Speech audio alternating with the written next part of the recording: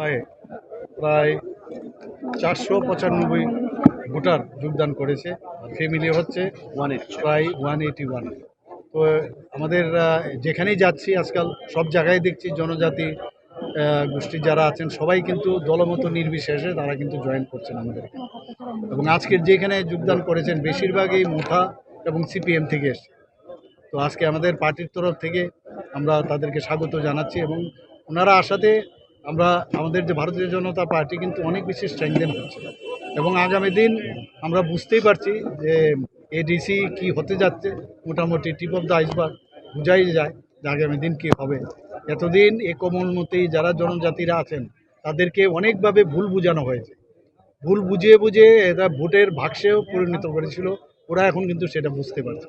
মাননীয় প্রধানমন্ত্রীজি এবং আমাদের যে পার্টির যিনি সর্বপ্রধান আমাদের রাষ্ট্রীয় সভাপতি যেভাবে আমাদের দলকে চালাচ্ছেন, মাননীয় প্রধানমন্ত্রীজি দেশকে চালাচ্ছে, আমাদের সরকার এবং আমাদের যে এখানে স্টেট যে ত্রিপুরা প্রদেশ আছে আমরা সেই দিশায় কিন্তু কাজ করছি। এতে করে মানুষের বিশ্বাস হচ্ছে সবচেয়ে বড়। কার উপর বিশ্বাস করা যায়? শান্তি, সবাই চায় এখানে শান্তি, অশান্তির বাতাবরণ যেন না থাকে। আজকেও এখানে যা শুনলাম আসার সময় যাতে এখানে আমরা এই মিটিং না হতে পারে তার জন্য নানা রকম অনেক কৌশল করেছিল, কিন্তু এগুলো করে লাভ হবে না। আলটিমেটলি মানুষ বুঝতে পেরেছে আর মানুষ যখন জেগে যাবে তখন কিন্তু কাউকে আটকানো যাবে না।